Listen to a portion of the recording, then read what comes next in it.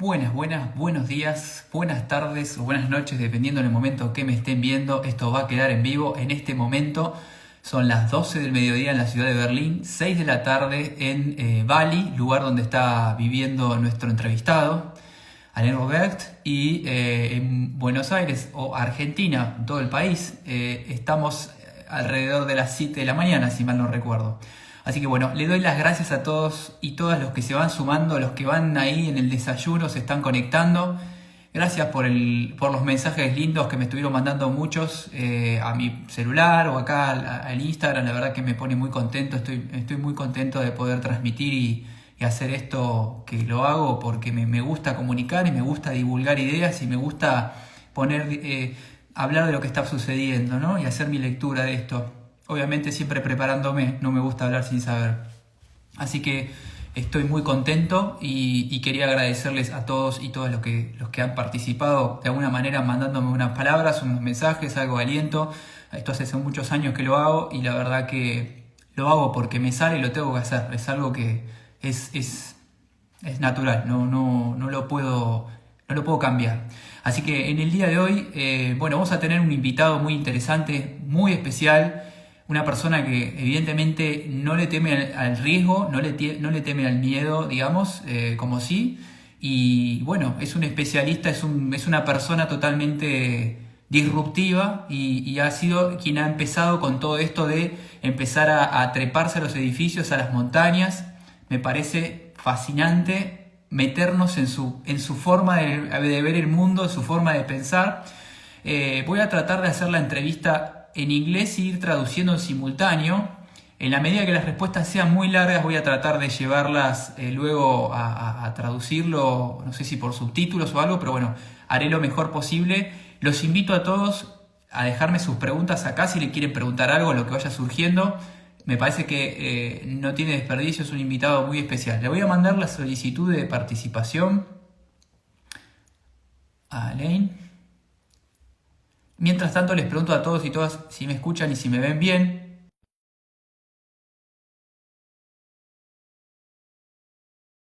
Ya le mandé la invitación. Así que bueno, gracias nuevamente. Espero que estén arrancando el día los que estén en Argentina o en Latinoamérica. Hello? Hello, how are you, Alain? You have to I change. am on the. Yeah. I saw it. I cannot see me. Hello, Uh, I see you can you? now. Can you? I see you and Yeah. hear you perfectly. Okay, cool. Yeah. I use the earpiece today, and usually I don't use it, but sometimes I am doing some podcast. Like recently, I was on on Knoxville. And Okay.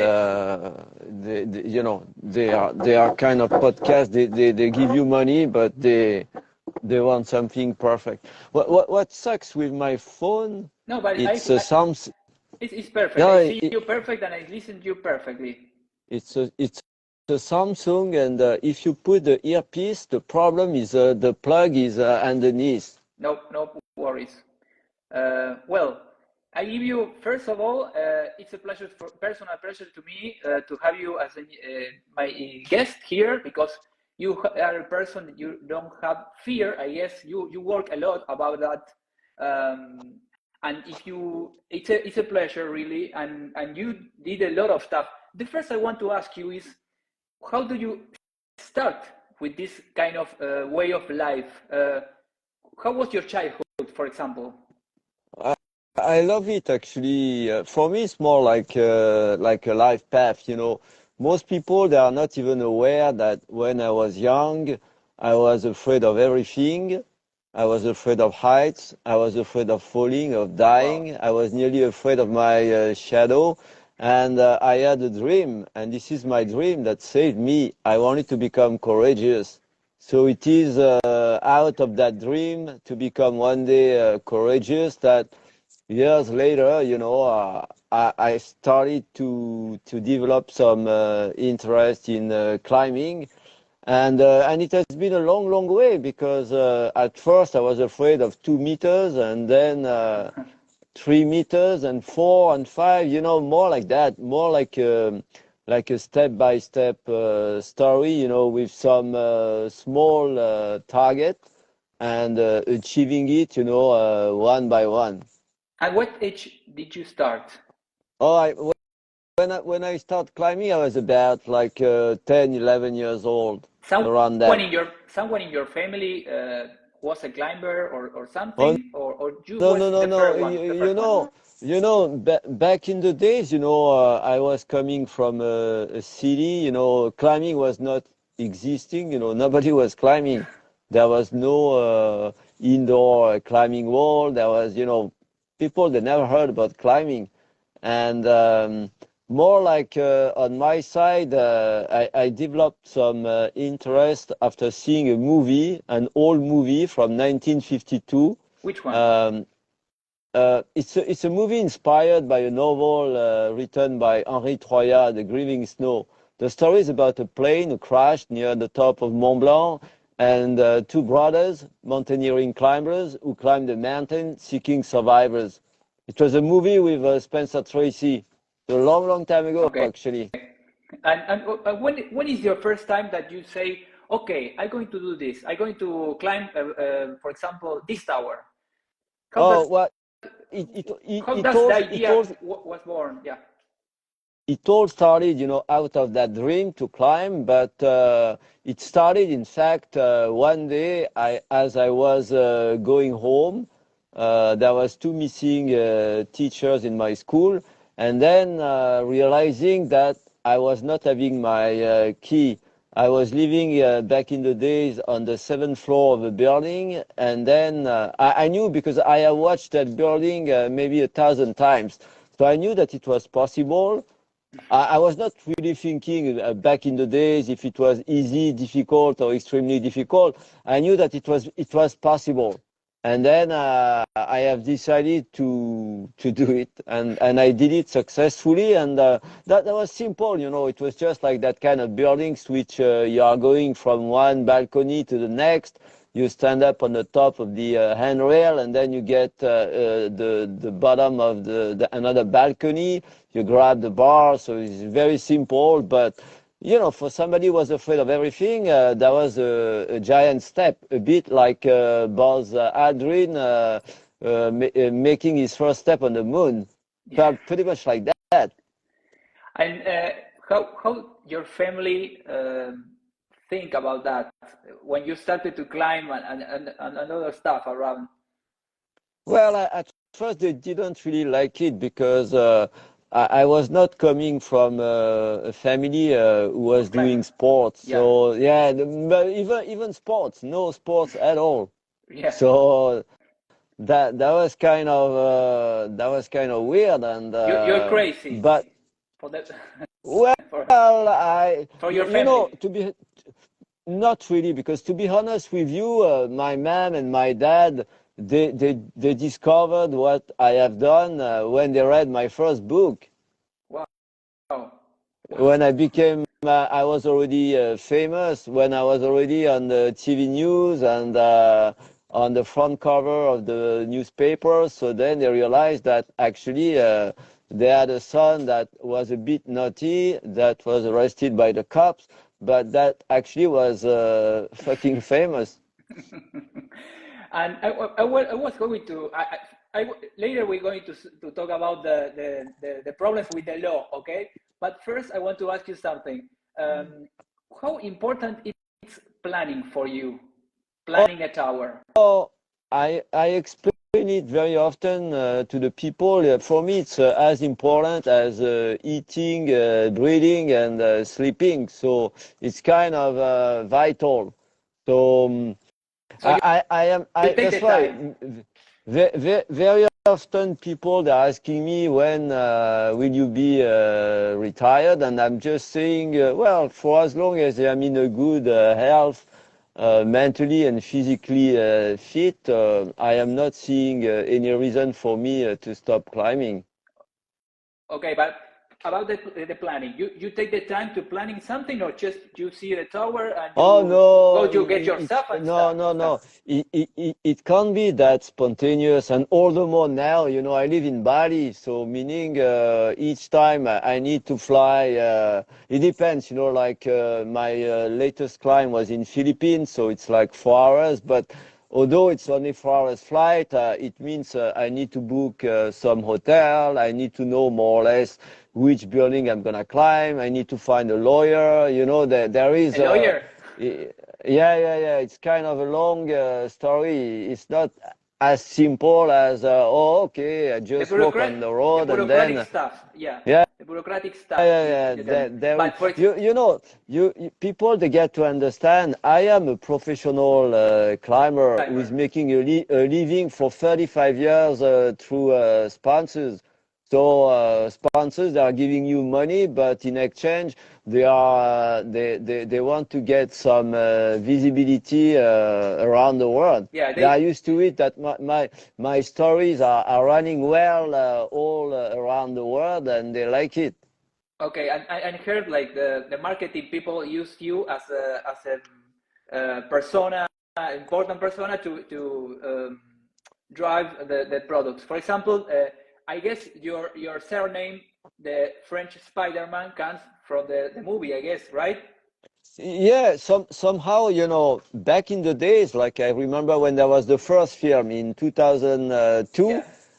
I got The movie came out. invited. Yeah. I got invited to climb a building in Caracas for a big TV show. It was live. I had a 3 hours live show. Meaning sometimes I was full screen for like maybe 10 minutes because it's a long show. It's like a 3 hours Yeah. live TV show. Yeah. Sometimes there was, I guess, singer, there was like so-called people, this and that, and then back to me. But I was always at least on a small little window, meaning people, they were following my ascent, and sometimes I was back on being the main topic. Okay, but you dress as a Spider-Man, right? Once? Yeah. I was dressed up by, you know, the theater of Caracas, made a replica of the Spider-Man outfit, and it was organized with Sony Pictures, and meaning they had to follow, you know, some real steps. And then, yeah, we did it that way, and that was amazing because I was climbing free solo, because in Venezuela, it's not, you know, it's not as crazy as in the US or, you know, in many countries, free soloing live, it's just unthinkable. Yeah. And, Yeah. unless you're on breaking news.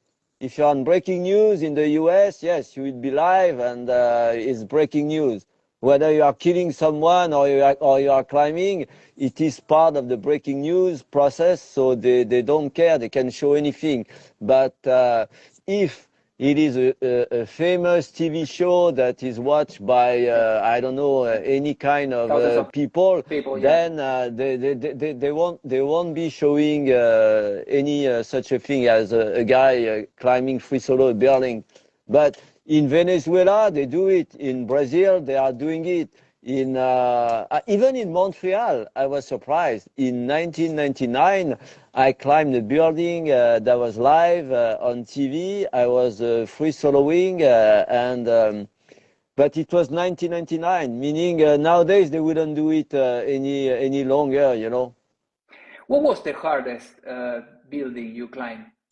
The sorry the The hardest, the most difficult. the hardest. For me, I am still considering that Framatome in La Défense, which is in my opinion like 513B, free solo, so it's kind of serious, and the Sears Tower in Chicago, which is also pretty much the same. You know, I am always, you know, hesitating in between which one actually is the hardest. Is it the Framatome or is it the Sears? Is it the Sears or is it the Framatome? So I would say, you know, they are a bit different, but they are somehow equal. And when you are going up, right? don't you have afraid? Don't you have a hesitation moment that where you say, "Oh, what I'm going to do now"? How do you manage this kind No, of no, situations?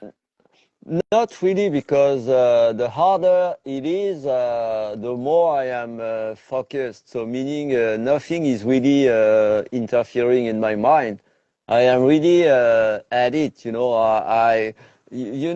When you are playing a game that is as dangerous as life and death, I guarantee you Yeah, that, and all focus. the more if you are really on the edge, you are really 100% focused, and you're not gonna think, oh fuck, I forgot to pay my electricity bill, or that kind of, there is really nothing that is interfering in your mind. So that's a very interesting process. Okay, about the injuries. Did you have any accident injuries or something that was Oh pretty yeah, hard? How in ni- many? We watched the worst. in 1982, I got something really, really bad. I fell from Many 20 meters. meters head first. I landed hands first on a limestone slab. So both wrists, they completely exploded, tearing apart my skin, my flesh. My wrist, both bones, they were in cramps, and I lost 45% of my blood. After that, it has been the turn of my elbows, because my forearms, they have worked as kind of a shock breaker, absorbing the strength of the fall. And then finally I bumped my head, I cracked my skull, and I fell in a coma. But I lost a lot of blood, meaning that when I reached the emergency in a coma, they thought that most likely I wouldn't make it. They knew I was in a coma, so already when you are in a coma, they're not sure you're going to make it, but at least looks like that my vitals were okay. But I had lost so much blood that they were not sure that I was going to make it. Mm. And So later on, after that, oh, they found out that I got expertised, and they found out that I was 66% disabled, and I was never going to be able to climb back. I was also suffering from medical vertigo, because I did damage my internal ear on the left side. So meaning that yeah, uh, you I get dizzy. wasn't anymore very stable. My balance was not very good. Meaning, when I was walking normally, but what I was seeing was not Yeah, normal. Because actually, what people they are calling vertigo, it's something. something in the ear. Yeah, but Something it has to do with the ear. it is actually linked in between your ears and your vision. Uh-huh. Meaning, it's not that the scene is moving. This is you who is seeing the scene Yeah, moving. yeah. Otherwise, yeah, your house is not shaking unless there is an earthquake, yes. But if you are in the house and you see that your house is a bit spinning, it means that you are suffering from medical vertigo. And actually, I did see a lot of specialists, and back in the days, they had no remedies, and I have more like accepted it. And I did manage to more or less recover from that, just by living and accepting that actually I was suffering from vertigo. So we're talking about the after the accident. How much time did you spend to take the decision to come back again Oh, to climb again? actually, I spent like 3 months hospitalized, 3 months. and then Wow. yeah, after that I have kind of understood that climbing was over. But I decided that no matter, even though I will have to crawl in something that is a little harder than a staircase, I will be climbing back. I couldn't accept it. After all all that I have lived, in between, that little boy, shy, afraid of everything, and finally, overcoming my fear, discovering that actually I could be climbing, and suddenly I was 19 years old, and I was considered as dead, done, over. Then I couldn't leave it this way. And the good thing is that I was not really demanding. I was just planning to climb back, whatever I could climb, and that was actually it's your life. that was the good strategy, because I had very small, tiny targets on a daily basis, and I guess it has helped me a lot, and this is also once again what has saved me. Okay, and how do you train? For example, what is normally? Do you normally train every day? What do you do for your strength to aim and everything? Nowadays it's slightly different than before. Now I am having my climbing wall at home. I am kind of semi-retired, so I just need, to entertain the physical aspect. So, I am climbing like 30 minutes up to 1 hour a day, 5 times a week, and that's it. And whenever I am deciding, okay, now it's time to go to Europe or to Philippines, or whichever places, I am ready for it. Meaning mentally and physically, I know that it's gonna work. But my targets nowadays are a lot more easier than what it used to be. I am an old guy. This is what people sometimes they do not understand. I am showing them that I have climbed Framatome 26 years ago, and they're asking me if I could do it again. And I said, well, are you asking Usain Bolt if he could run the 100 meters today the same speed as he did it 10 or 15 years ago? They get to understand there is a logic, Yeah. You are aging and you cannot get well, the wine, when the wine is aging, it gets better, but the human body, it gets worse. Yeah, I guess when we grow up, we started to be more conservative. So we started to settle down a little bit, and the pains too. I guess you have a lot of pains in your body for the experiences, right? Oh yeah, me, I'm not experiencing that kind of stuff actually. Okay. My body is badly destroyed. A lot of doctors, when they are watching my wrist, they if they take, for example, some X-ray, they will tell you that I am full of arthrosis, that there is some bridge, because you got to understand that my wrist, they were in cramps. The surgeon who was in charge of me, who became my friend, he told me, your wrist, he told me it's the first time in my life that I am seeing some wrist that damage. He said it's like scrambled eggs. You know scrambled eggs? This is scrambled egg. And he said, there is nothing I can do with your hands. He said, although I am operating it, it won't change anything. Yeah. But back in the days, nowadays they would have some solution, because nowadays they are doing prosthesis.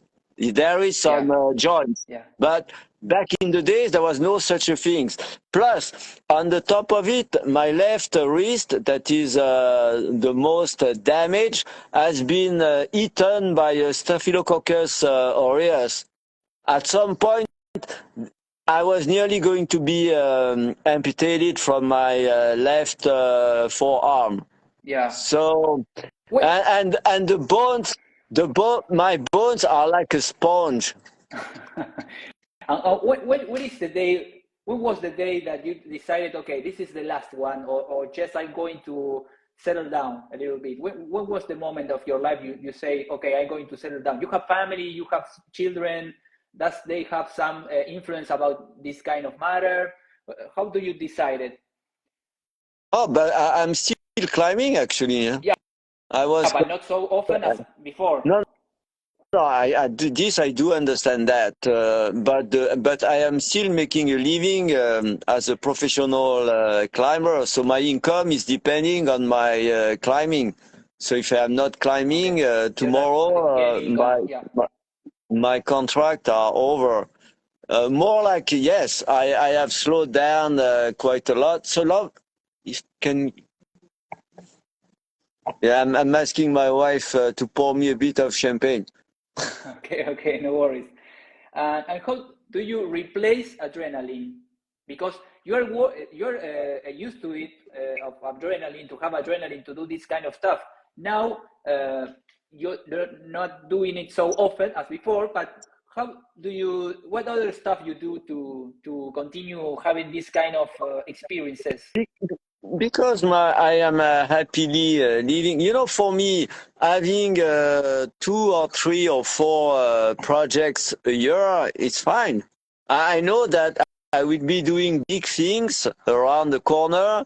I know that for that, if I still want to do it, I need to train properly on a daily basis, and it makes me happy. You know, I am not searching to do things harder than what I was doing a long time ago. I know it's impossible. So, you know, when I came back on rocks after 2 years of interruption, I came back without any expectation. And I just climbed free I think your solo and Wi-Fi. on. I think your Sorry? Wi-Fi is losing it a little bit. I I see you There's now. nothing. I see you. Oh, I okay. see you well now. Are you okay now? Okay. Yeah. And yeah, meaning, you know, when you are aging, you are also diminishing your expectation, and it's normal. Yeah. So, you know, meaning I am not frustrated because now I am a bad climber. It is normal. I am an old guy. I You're am having a 7 legend. grandchild, and I am okay with that. It's fine. Okay. And how about that? I was going to ask you about the. Do you have the support of your family when you do some towers and everything? Yeah. How do you manage that Yeah, matter? yeah.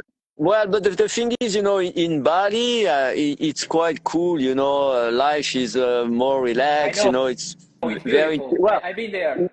Beautiful place. It's not. The problem is not that cheap any longer because now there's a lot of expats.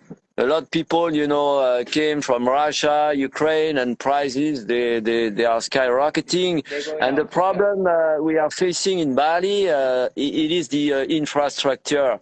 Meaning they are building houses, but they are not building road. So if there are no roads, then at some point there is traffic jam everywhere. Yeah. It's very difficult to go to the north to the south of the Iceland. Yeah, I know.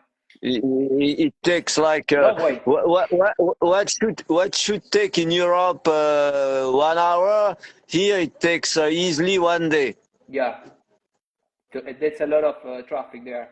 And I was going to, well, I encourage the people that want to ask you something that leave us some questions just to ask you.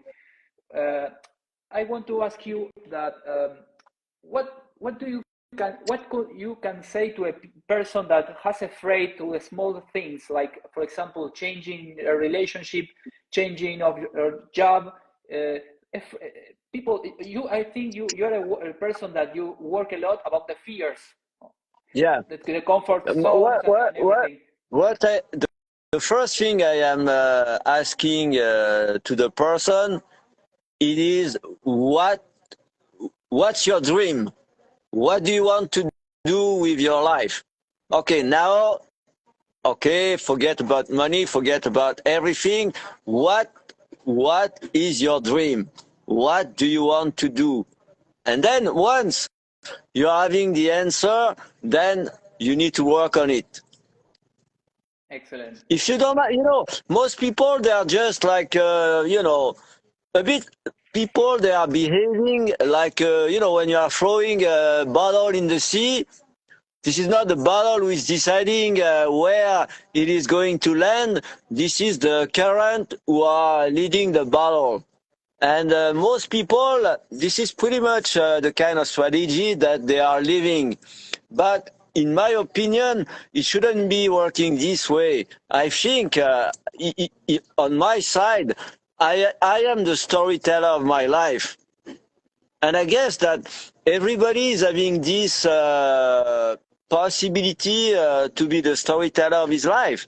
It's just that they just need to decide it. But they A don't lot do of people, they it. are afraid about potential consequences, about A, B, C, D, E, F, G. So, but they do not realize that we are here on this planet, at least as a human person, because I do believe that consciousness never dies, but at least with a physical body, we are having most likely only one life. So we born, we die. So we better optimize this period of time, which most people, by being feared to die, they are not doing anything. Yeah. But as I'm telling to the people very often, to die, guy, first you need to live. If you're not living, you are just surviving. Then we cannot consider that you are living. Yeah, exactly. And how do you manage stress? Do you do some stuff, for example, like yoga or meditation or other stuff? It's more a state of mind. I have it, I developed it a long time ago from, again, this little boy afraid of everything. So, I shifted the person I was when I was very young to somebody I wanted to become. Yeah. So, meaning it's a process. It is really a mind changer. So maybe when you are younger, it's easier to change your persona than maybe when you are older. But at least on my side, it has worked wonderfully all along my life, because I have had plenty of accidents. I am always telling about the one in 1982, but in total I got 7. So 7 times I was really broken, shattered, and I had to come back, and I had to find a strategy to get back on track. So it's more like a lifetime battle, but a good one, meaning not a battle, For me, well, at least let's say that this is vital. As I said, it's a matter of life and death for me. You did start this interview that by what is important for me, why climbing is so important for you. And I said, for me, it's as important as eating, breathing, and sleeping. So meaning it is something that somehow my life is depending on that. Yeah. If you are telling me to stop climbing, somehow it's a bit like if you were stabbing me in the back. Yeah, it's like you cannot beat you.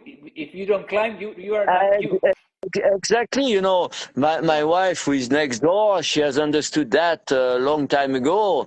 My ex-wife also, meaning they knew that actually I cannot change this guy. I met this guy. He was already doing all that shit. So I need to respect his will. Otherwise, he's going to get grumpy, and along the way, he's going to become a real asshole. So, I totally agree with you. Totally agree with you. Life is about balancing. It's about balancing. Yeah. So I am not trying to change you, but please don't try to change me. Exactly. No, so. And I think not so much people do it. I see it every day. A lot of people, they are insulting me. They want me to fall. They want me dead. They what the fuck? What did I do to you? I don't care about you. I think who you are. No, but you are to judge me. No, I think what you do, it's like put this message in their faces, like go and live your life, and because you do it. So normally The people is problem, like surviving, like you said. Okay, exactly. And they say, and oh, just yeah. problem with social medias, you cannot even answer properly because they block you, they ban you. Yeah. So when I get upset by a message, instead of replying, I block the guy, and it is deleting the message automatically, and I'm fine with that. I start to get used to it, you know. Okay. I was going to ask you about the times you've been jail, or because the police doesn't want you to, or how many governments doesn't like you. I guess you have a lot of Yeah, detractors in a lot of there, countries, right? there is a lot. Actually, cops, they are okay. Those who are, those who are taking the decision to put me in jail, or Pardon? they are Sorry? prosecutor. They are prosecutor. The normal cops, Okay. he arrests you. He's doing his Yeah. job. He got a call.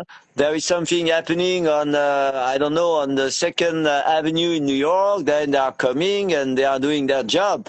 But although they may like it or they may hate you, at the end of the day, they are not the decision maker. The decision maker, they are magistrates. They are the one who are deciding. Maybe the cops, they told you it was nothing, and maybe it's something. Or maybe the cops, they may tell you, guy, you are dead, we're going to put you in jail forever, and maybe you're going to spend 1 hour in custody. How much time was the worst time you've been in jail, for example? Like for this 2 weeks. 2 weeks. 2 weeks in jail, and a few years ago, I nearly got 6 months in London. But with my lawyer, we did find what they are calling a plea bargain, and then I accepted that I was going to have an injunction all over UK, preventing me to climb illegally, as in the event I climb back illegally in the UK, I would get 5 years in jail. So Yeah. I accepted the plea. It's a kind of medium deal. Yeah. I was not having a good lawyer on that day. My friend, who is an excellent lawyer, was stuck in Sardinia, so he couldn't represent me in London. And when he saw the deal I have had, he said the lawyer who has defended you, he should be hooked on his neck. Yeah. How many countries did you visit traveling to I climb towers? have been arrested roughly in 60 different countries. Wow. But it's interesting because you are also realizing that, the penal system is different from one country to another. Like if you get arrested in Mexico City, you just pay a bribe to the prosecutor, and then you are out in 1 day or 2 days. Yeah. It's about, it's all about money. Okay. I'm going to read some of the questions of the people and our viewers, and I will continue. How to deal with the fear of failing? Prav, ask you. This, it can be done only out of willingness and willpower. People, yes, they, what people they are doing when they are afraid of something, they avoid it. But I was afraid of height. I was afraid of falling. Yeah. I was afraid of dying. But instead of avoiding it, I have trying to understand how I could improve myself, how the mechanism of my brain would be working, and if it could be possible somehow to accept it, and let's call it mastering fear. It is really mastering fear. If you get rid about your fear for a while, don't forget something. I am afraid like anyone else.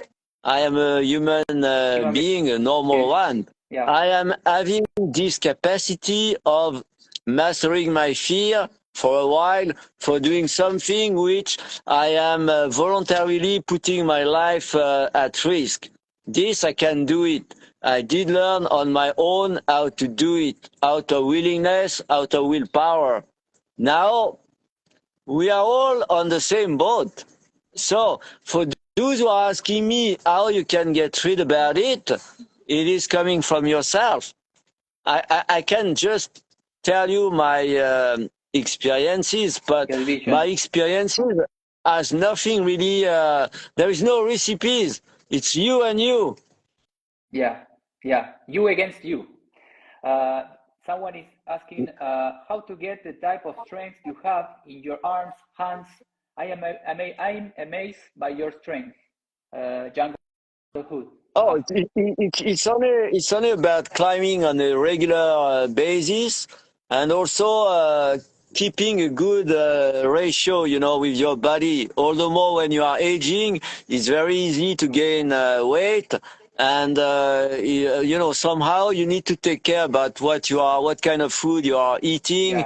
What kind of drinks as well?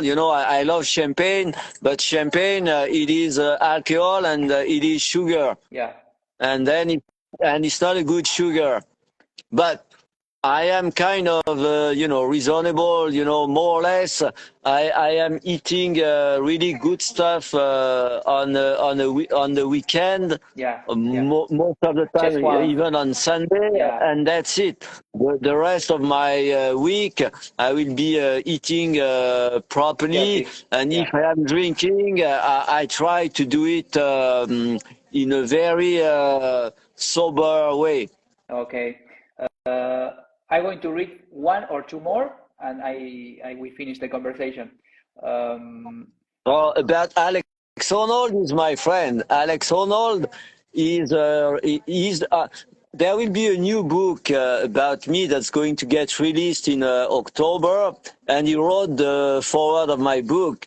And Alex, he recognized that what I did back in the days, it's insane, because he's saying, first of all, he's saying that he hasn't climbed 513D free solo, but most of all, what he's finding amazing about me, it's the how I could push the envelope, how I could be so close to my limit with a rope and without a rope. This is amazing. Oh, someone is asking us one more. Hello, Alan. What do you think? Marcin is my friend, but Marcin is doing easy buildings. Yeah. Marcin is not a climber. Me, I'm coming from my background is rock climbing. Marcin is not climbing. Yes, he can do some nice pull-up, but Marcin is not really a climber, and he's my good friend. He has done some medium buildings like Montparnasse, like Marriott, but those are like easy medium buildings. They are not difficult. Yes, nowadays with GoPros and drones, they look amazing, but they are easy. Except that back in the days, there was no such a thing as GoPro and drones. Yeah, and he was, I think he was in jail a couple of days last week or a couple of weeks ago in Argentina. He got caught in Buenos Aires. Yeah. He was climbing a very easy building, like it's a ladder. It's a complete ladder. But he got fucked up because they sent some guys, they are kind of like a firefighters unit, but more like in rescuing maybe in the mountains. And suddenly there was like 3 guys rappelling and grabbing him, and there was nothing he could do. He was on a small ledge, like 50 cm, maybe 60, so he was fine, he had some very good handles in his hands, and suddenly, coming from left, coming from right, coming from above, it was like when a mouse is trapped by the cat. Yeah. Like Tom and Jerry. Yeah, then there was... I'm going to ask you the last one, that it's... what is the highest mountain or building that you climbed? Oh, I climbed the highest building in the world 2 times, but I have climbed the highest mountain, close to 5,000 meters. So, the height does not mean anything. What is meaningful, it's how difficult is what you have climbed. You may climb maybe a 10 meters cliff that is a lot harder than the Burj Khalifa or 10,000 times harder than the Mount Everest. Nowadays, a lot of people, they are doing Mount Everest. There is sometimes I am counting the people because this is commercial expedition. You are paying 100 up to 250,000 US dollars. There is a rope from bottom to top. There is ladders. There is a guys giving you oxygen bottle. You are always linked up with a safety line. Yeah. And some days there is like 100 guys who are following one another. It's ridiculous. Yeah. I knew personally Edmund Hillary. If he was seeing that, he would be screaming in his tomb. Yeah. Well, I want to give you big thanks for your time. It was a pleasure, a personal pleasure for me to talk with you and give you this, do this interview. I hope you felt comfortable here. And thank you for everything. That was super cool. I felt sorry that at some point we lost each other, and then it took quite some time. I did change my network because I am having free at home, I did struggle to get back on track, but we managed, so it's good. We can continue another day if you want to. So it's going to be a pleasant experience. That was really nice. Yeah, really enjoy it. Thank you. Cheers, my friend. Very much, Robert. Bye. Thank you. Gracias a todos. Thank you very much to all. See you again in another Comunidad Negocios. Bye bye. Chao, chao. Adiós. Gracias por sumarse.